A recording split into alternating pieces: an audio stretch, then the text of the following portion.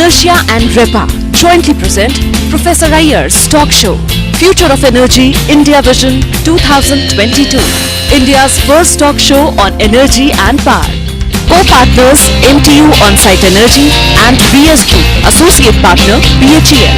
Supported by Jindal Power Limited and Patel Engineering Limited. Segment Partner Green Brilliance Energy, a Falcon Media production.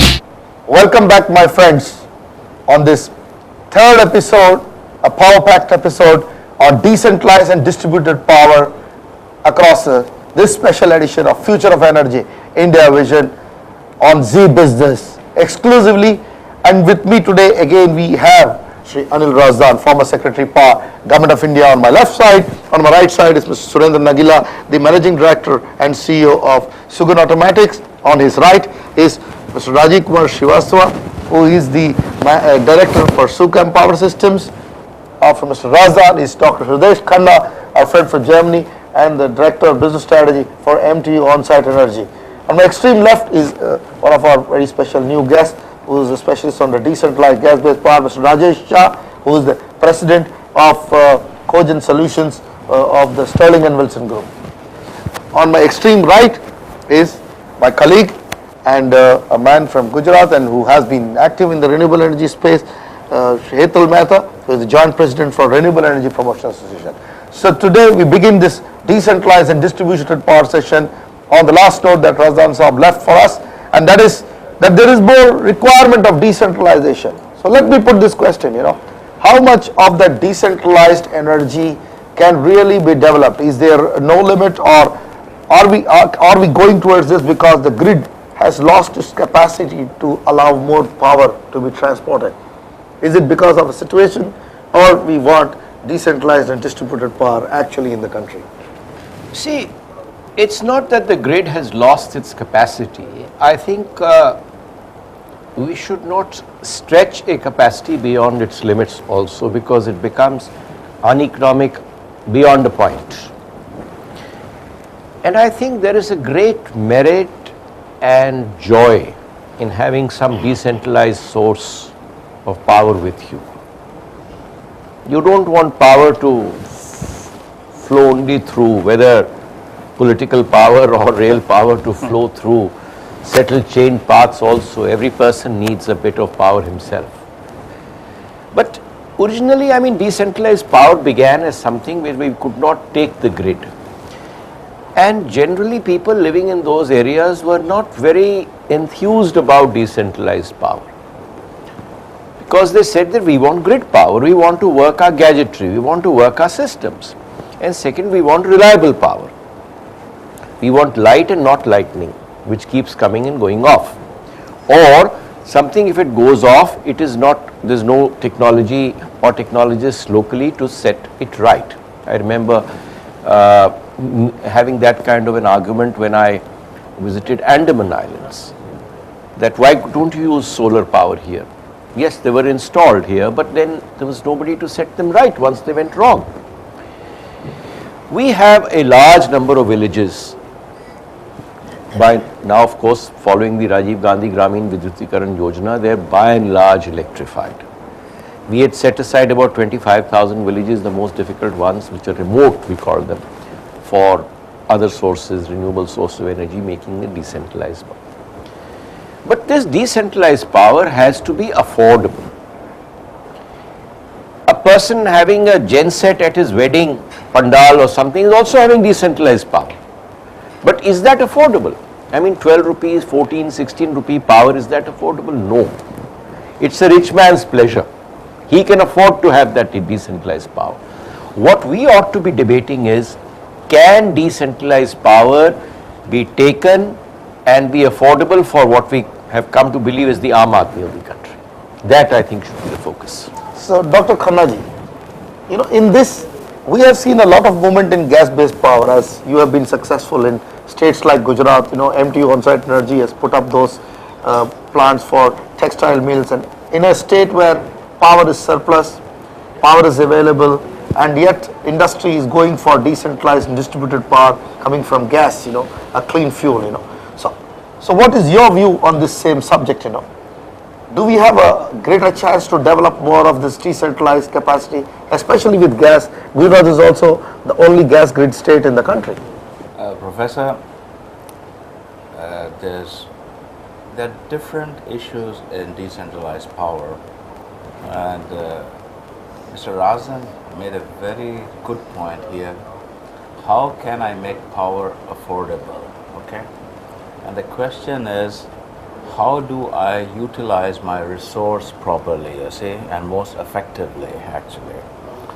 So, just transforming energy from one form to the other form may not be very viable solution for certain countries where the cost of capital is high and the buying power is low. So you have to think of all these issues and how to do about it. So what I personally think for India, the step would be utilizing energy to its maximum factor in converting it into different ways. You brought in an example of Gujarat. Here, companies require captive power, they require clean power, and they require reliable power.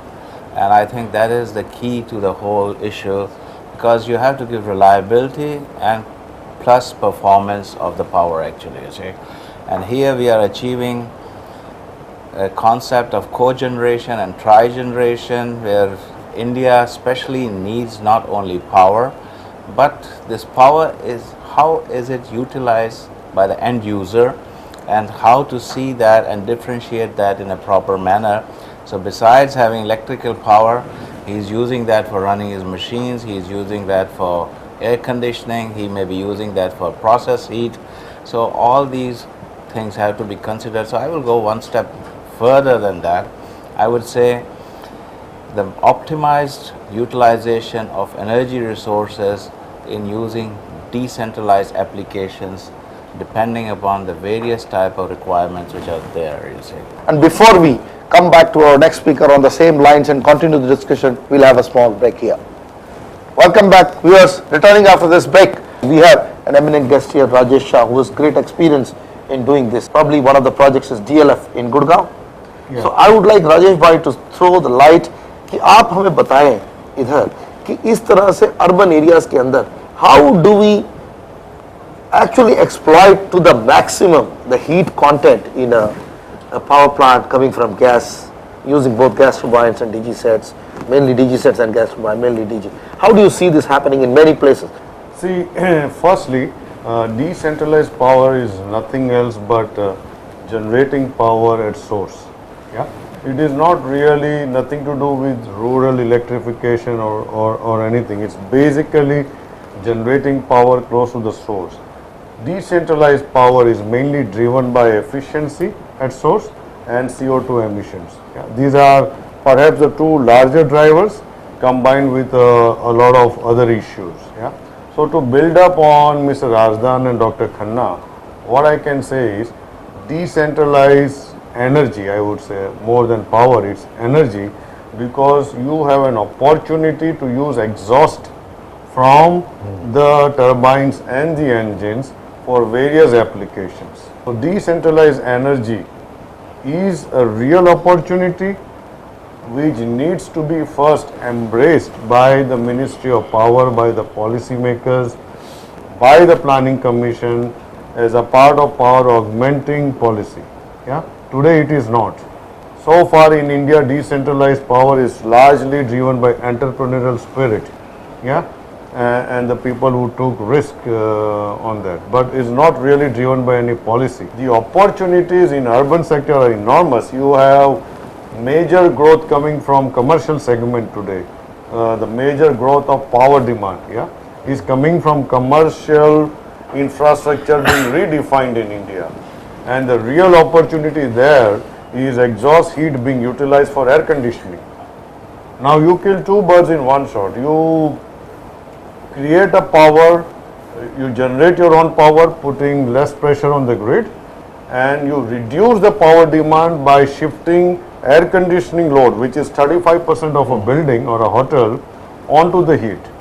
So you really address this very effectively, and it needs to be integrated with the gas availability and a number of things. But it has a great opportunity. Coming back on that issue, Razdan Saab, I feel, there is no policy construct, as they have rightly said, Can there be a policy construct for combined heat and power and combined heat, power and cooling, in the country? We did make a beginning, you see, when the KG basin gas distribution was being done for city gas, in the name of city gas distribution. I don't think that entire quota was utilized. Maybe the gas suppliers want to deal more with one very large consumer, say like NTPC or some power producer, rather than, be dealing with giving to a distributor and he in turn dealing with about 5,000 consumers of maybe 50,000 for the same amount of gas. But it is, as Rajesh ji says rightly, it is for the planning to put that across. And I only hope that the benefits of this high efficiency in the areas that you mentioned he's operating are going down to the consumers. At what rate is the consumer getting the power today? That has to be the test. If we place these facts before the consumer, that earlier you were getting power at 12 rupees a unit, today with this conversion to gas, you are going to get it at maybe 5 rupees a unit or 4 rupees a unit, and reliable power. You are not dependent on their grid or the mischief of their grid or inefficiency of the local distribution service. That's the very great advantage of this source of power. Let me ask Surendra Nagila ji, in the light of the argument all the three experts have thrown here, including Razdan Saab on the policy side, should we really not anymore look at simple cycle power plants in the decentralized mode? We should force combined cycle, I would say combined heat and power. CHP. Yeah. CHPs? CSPs, yeah. I think more relevant, I feel the application would be in three areas. Number one is the peak load shaving, where the application we can give this type of gas generation. Then the second issue would be for the HVDS, whatever we have brought so far, we can use that source, could be the same gas generation plant, where the subsidy and the type of requirement for agriculture sector can be generated there itself and consumed, so that it gives a lot of relief on the discoms. The third important thing is urban is no less. In urban, every 33 kV or 11 kV input to the transformer of 500 kV and above, we can use a gas thing. I think the standing example is in Bombay itself for Chembur, when BSES wanted to expand their capacity, there is no place for the substation. For the same 33 kV by 11 kV substation, you can put a gas plant. Now whether the heat recovery is a bonus, this is where I think we need to, there the technology parity between the better and the normal, I think will be evened out because of the application and the requirement. Mehta साहब, सूरत के अंदर जो आपकी सूरत municipal corporation है, उसने waste to energy के अंदर बड़ा काम किया, वो भी एक डिसेंट्रलाइज फॉर्म ऑफ एनर्जी, और मेरे ख्याल से सूरत के पास करीब 9 मेगावाट है, बड़ौदा के पास करीब 4-5 मेगावाट है, इसी तरह अहमदाबाद। तो इस तरह की जो मॉडल आपकी म्युनिसिपल कॉर्पोरेशन ने डेवलप की है, क्या ये दूसरे हिस्सों में भी हो सकता है? ये हर जगह हो सकता है, because waste management is the basic issue for our country, and if we can address this waste management issues like this way by generation of the power, it will definitely help to the environment also. So it is definitely advantageous for the whole country, but that proper model and implementation has to be done for that, and Surat has taken lead in this in the country. And now see 9 megawatt they have already introduced, and they are planning for the solid waste management up to 50 megawatt. It's that target. Using the plasma ignition technology. Plasma ignition technology. Right. So we'll come right after the break and we will see whether the country can have a 50 gigawatt target for the 12th plan for decentralized distributed power. Right after this break. Welcome back. After this break, we are going to discuss a large target, 50 gigawatts of decentralized and distributed power for India's 12th plan, and predominantly probably dominated by the combined heat and power, higher efficiency, 80-85% gas-based power. Mr. Srivastava, I would like to ask you on one, put your views on this point. Basically, urban areas, especially, major cities, whether we see Bombay, whether we see Delhi, the Mumbai's MMR, the Mumbai metropolitan region. It is not just a 30 lakh, 2.5 crores population living in the suburbs. Same is with Delhi, the NCR, with the Gurgaons and all that. And then we are seeing power crisis starving these kind of centers, and we see a window of opportunity with the decentralized gas-based power and the combined heat and power mode, where we can use the air conditioning effect, using the vapor absorption machines and such technology. And this is very much feasible. And the time of usage, like for example, if we have a mall or a center, we see that the time of usage is the call centers and other commercial centers can operate in the daytime when homes don't consume, and vice versa. Do you see this kind of a business model moving across the cities, and we can fuse it across for a larger development, and that gas must also be given to only such projects? This is a segment that actually needs to be encouraged. I do not know about Bombay, but definitely cities in NCR, Delhi, Gurgaon, Noida, they suffer from this kind of deficit, and there are large consumers who could be put on the gas grids. They could also be encouraged to go into other forms of distributed power, and solar is one of them. Not necessarily the large megawatt size, but rooftops, building integrated, etc. So coming to your point of combined heat and power generation, The efficiencies are 85%. the efficiencies are very high, and that is area that I would even urge it could be mandated for such bulk consumers of power. But I think these consumers must also be encouraged and in fact mandated to use renewables as much as they can in the complete portfolio of a renewable mix in the basket, plus the gas, efficient use of gas with heat and power generation. That could be the solution in my mind. Razan sir, coming back immediately, I want to know from you, can't there be like a devil's advocate? Can't we suggest that if gas is used and it is offsetting coal, so some amount of deemed renewable benefit can also be given to gas, and some strategy is formed so that urban areas at least use this type of power along with renewables? You see, willy-nilly, it could happen in the foreseeable future when your sources of power supply are linked to emissions. Right. So in any case, you see, the gas emissions are stated to about 50% lower than your coal-based emissions. And once this kind of regime comes into play, this will happen naturally. But the point is very well made by Mr. Srivastava that you've got to see the whole thing as a package. Are we using solar? Are we using wind wherever we can? And the great advantage, as Dr. Khanna also said, that it peaking power shaving off at that point of time. Plus, you have the power to switch off at that point of time. We need to bring the consumer also into play as one of the four essential segments of any power solution or energy solution. Khanna sir, when we look at your whole experience across Asia, you've been moving to Bangladesh, you've been moving to the other countries, and you've been seeing a lot of development of, I would say, gas-based power, and in the case of India, it's more exciting, like the combined heat and power comes into picture, more efficiency. So do you see that we are underplaying our potential?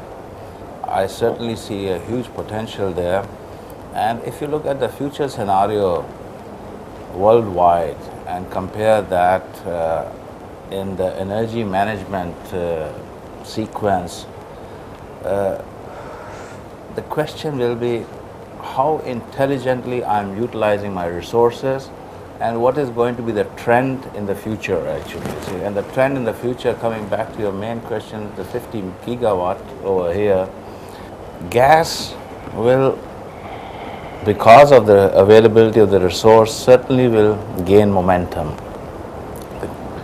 And in 2020, 2025, Japan will be utilizing its energy generation through gas by 65 to 70%. Europe will be doing more or less the same. The question is what I'm going to do with the carbon footprint, where are the emissions, and the awareness of the consumer, as we rightly have pointed out. The consumer has to be made aware that what we call the so-called waste is not a waste, but it's a resource.